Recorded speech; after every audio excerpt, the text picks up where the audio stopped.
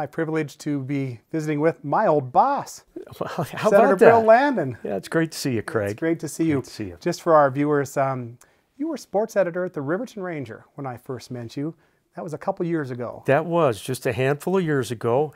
My first job out of the University of Wyoming, and I had the great opportunity to go to work for the PACs, and was sports editor of the Riverton Ranger. And there was this high school baseball reporter that came in to work for me, and You got to edit all that of his was you, mistakes. Craig. Yeah. By golly, we worked together and we covered lots of baseball games. It was a lot of fun. The Ranger would do a baseball edition Yeah, do you remember every that? summer. I absolutely do. All Yep. those box scores, and boy, you were Covered Little diligent. You League were like no diligent. other. Did a great job. Yeah, that was fun. And now, Senator, you're about 10 years into your service in the legislature. It's hard to believe, Craig.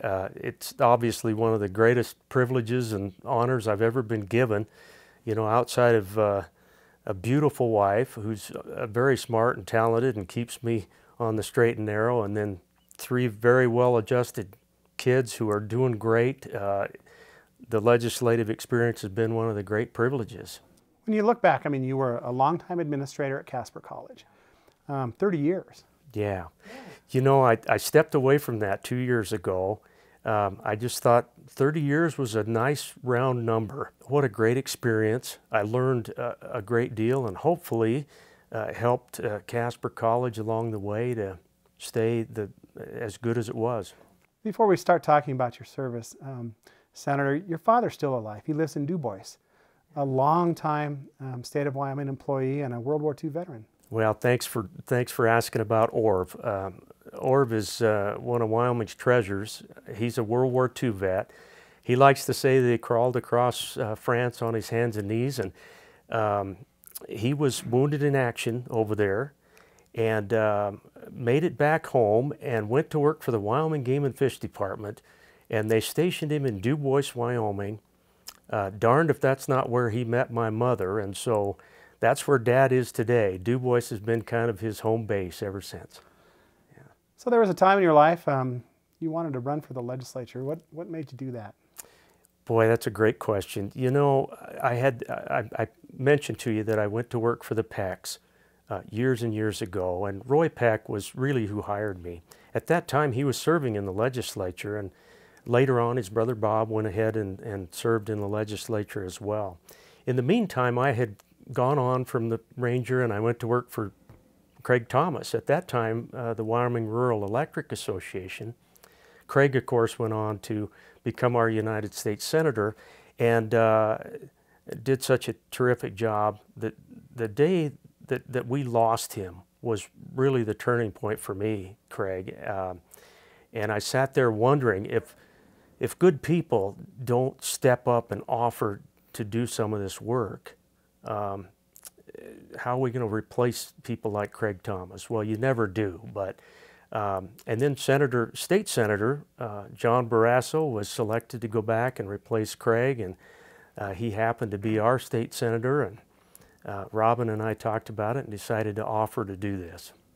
You've served on many committees, and uniquely, you've been on the Revenue Committee and the Appropriations Committee, where you're serving right now. It's kind of a unique perspective. And I'm curious, 10 years down the road, where do you see Wyoming? Are we going to be able to continue on with the revenue streams that we have, which you're well familiar with, sure, the way we're spending, which you're well familiar with, certainly not as much as it was a few years ago. Are you confident that our state can still move forward? You know, Craig, I'm about as optimistic as I ever have been. I love this state, and I love the position that we're in. We've been through a couple of down years, and we've been through that before.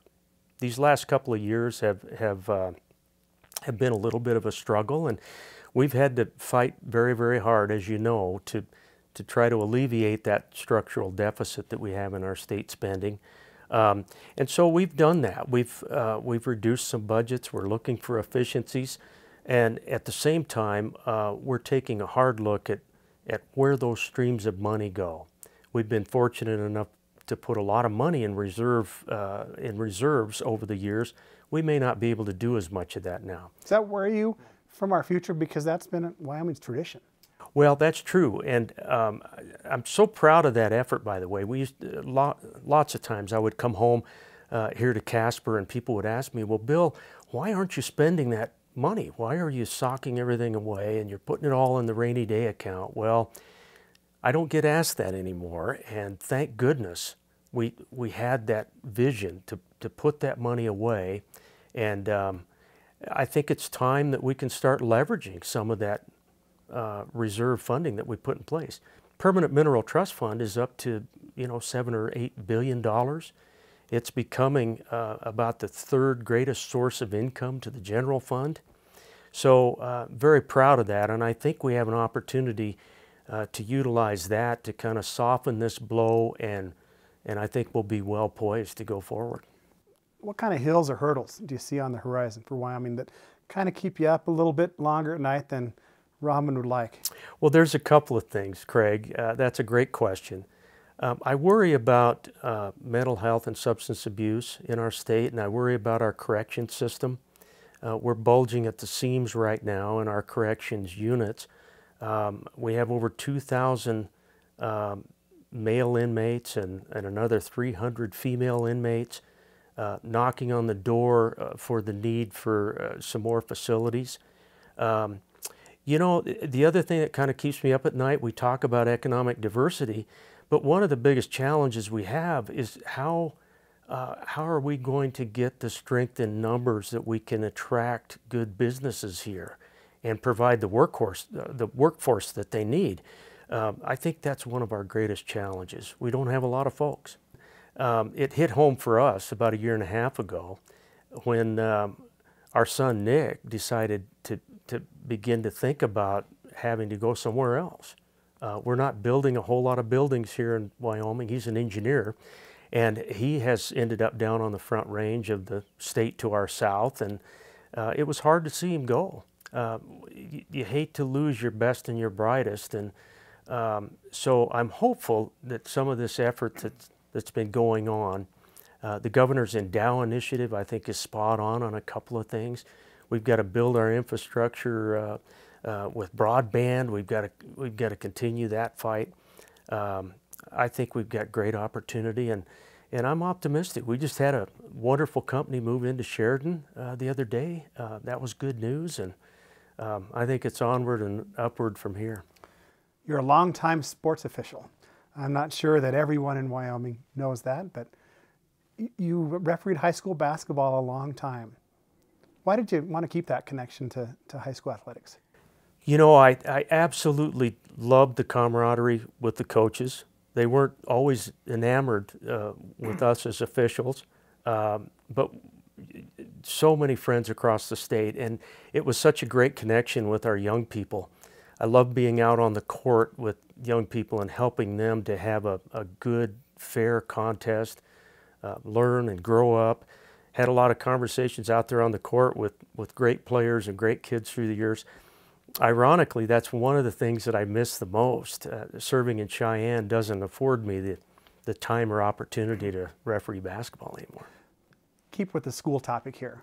You've thought a lot about how our schools are funded in Wyoming, and certainly recognize the deficit that school funding is in. If I gave you the magic wand and you alone could tell us how we're going to fund schools from now on, what would you tell me?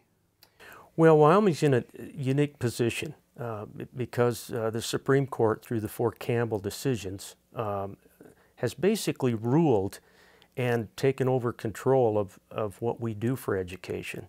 And really what those 4 cases said was, every student in the state of Wyoming deserves the same education. Nobody can argue with that, but what it's basically done is taken away some of our local control at being able to build some schools or to fund some things that a local community might want to fund. In its stead, we've had a state system that has pretty much funded our schools now with the assistance of our local districts.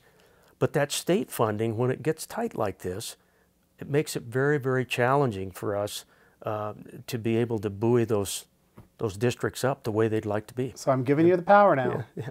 How are you going to fund schools? I think we give the opportunity for those districts to tax themselves. Will that keep things equitable? I think you'd have to be careful in a constitutional amendment to have the ability to recapture some of that so that you could equalize, because we do have districts out there that simply cannot fund themselves in a situation like that. But I want to give more empowerment to the districts out across there. That's one thing. The other thing is we really do have to talk about some diversification in our taxation system. We rely about 70% of the funding of our schools comes from the minerals industry through assessed valuation, through the local coffers as well as the state coffers. That's why when the economy goes down in Wyoming, the state of Wyoming actually gets a double whammy, because we not only lose the funding at the state level, we have to replenish the coffers at the district level. So we take a double hit trying to keep the districts where they were. So I think it's important as we go along here, now's the time for us to begin to talk about a different way of doing business. You mentioned those words, diversifying the tax structure. Yeah. What's that mean to you? Well, it actually, unfortunately for a lot of folks, it means how much do we all spend to have the quality of life that we have in Wyoming? And we've been so lucky through the years. In fact, we're just so fortunate to have the kind of minerals industry that we do. And as I mentioned before, it funds a huge percentage of everything we do in Wyoming. And it might be time for us to look at things like, how do we treat our corporations that we invite into our state? Are they bringing resources with them, or are they taking resources away from an already pretty hard-pressed situation? You take a local entity, for example, sometimes you put a brand new business in there and you put all those new workers in, but are you recapturing any of the tax that it might take to pay for your fire and your sewer and your water and all of the services? Educate those kids. And educate those kids. Exactly right, Craig. Senator Landen, it's been a pleasure to visit with you and to have known you for such a long time. It's great seeing you in Cheyenne, and thank you so much for Craig, spending some time with us. It's been a pleasure. Been a pleasure, Craig. Thanks. Thank you. Appreciate it.